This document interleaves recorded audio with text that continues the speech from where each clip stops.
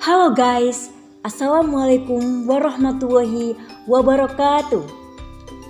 Perkenalkan, kami dari kelompok 5 yang beranggotakan Anis Latifah, Sofian Fernanda, Kori Septiani, dan Widi Nurlaili. Pada kesempatan kali ini, kami akan membahas tentang teori sistem ekologi pada pembelajaran berdiferensiasi. Simak baik-baik yuk. Sebelum kita membahas tentang teori sistem ekologi, alangkah baiknya kita harus mengetahui apa sih pembelajaran berdiferensiasi itu. Jadi, pembelajaran berdiferensiasi adalah proses belajar mengajar yang mana peserta didik dapat mempelajari materi pelajaran sesuai dengan kemampuan, apa yang disukai, dan kebutuhannya masing-masing.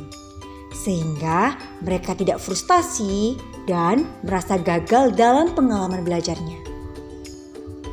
Prinsip pembelajaran berdiferensiasi menurut Tomlinson and Moon yaitu ada 5. Yang pertama, lingkungan belajar, kurikulum yang berkualitas, asesmen berkelanjutan, pengajaran yang responsif, dan kepemimpinan dan rutinitas di kelas. Pembelajaran berdiferensiasi juga memiliki aspek atau unsur. Yang pertama yakni aspek konten, yang kedua aspek proses, yang ketiga produk yang dilakukan di bagian akhir, dan yang keempat lingkungan belajar. Aspek atau unsur yang pertama yakni konten.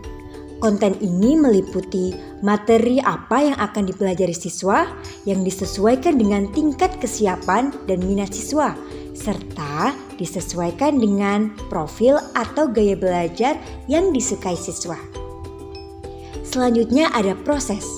Proses yaitu kegiatan bermakna yang dilakukan oleh siswa di dalam kelas sebagai pengalaman belajar. Yang ketiga yaitu produk. Produk yaitu hasil akhir pembelajaran untuk menunjukkan kemampuan siswa dalam mendemonstrasikan pengetahuan, keterampilan, serta pengalamannya setelah menyelesaikan materi pembelajaran. Dan unsur yang terakhir yakni lingkungan belajar. Lingkungan belajar ini meliputi pribadi, sosial, dan struktur fisik kelas. Lingkungan belajar harus disesuaikan dengan kesiapan belajar siswa dan profil pelajar agar siswa memiliki motivasi yang tinggi dalam belajar.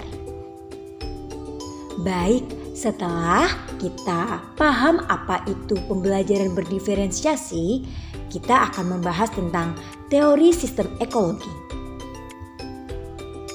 Pembelajaran berdiferensiasi tentunya dilatar belakangi oleh beberapa teori, salah satunya teori sistem ekologi. Teori sistem ekologi ini merupakan sebuah teori yang menekankan pada pengaruh lingkungan dalam perkembangan setiap individu, yang mana perkembangan peserta didik merupakan hasil interaksi antara alam sekitar dengan peserta didik tersebut. Dalam konteks ini, interaksi antara peserta didik dengan lingkungan sekitar dinilai secara signifikan, yang mana dapat mempengaruhi proses pertumbuhan dan perkembangannya. Teori sistem ekologi diperkenalkan oleh Bronfenbrenner, yang mana seorang ahli psikologi dari Cornell University Amerika Serikat. Menurut Bronfenbrenner, teori sistem ekologi ini memandang bahwa perkembangan manusia dipengaruhi oleh konteks lingkungan. Menurut teori sistem ekologi, peserta didik memiliki keragaman loh. Apa sih keragamannya? Ya, yang pertama, lingkungan ini terdiri dari lingkungan mikrosistem, yang mana adanya interaksi dengan orang tua, teman, tetangga, dan sekolah. Selanjutnya ada mesosistem, yakni ada hubungan dalam mikrosistem, seperti interaksi dalam sistem sekolah antara orang tua dan guru. Yang ketiga ada ekosistem. Ekosistem ini adalah sistem kondisi yang mempengaruhi perkembangan siswa secara tidak langsung. Semisalnya, yaitu kesejahteraan keluarga dan ada anak yang harus bekerja untuk membiayai sekolahnya. Yang keempat ada makrosistem. Makrosistem ini contohnya ada ideologi, hukum masyarakat, dan budaya politik.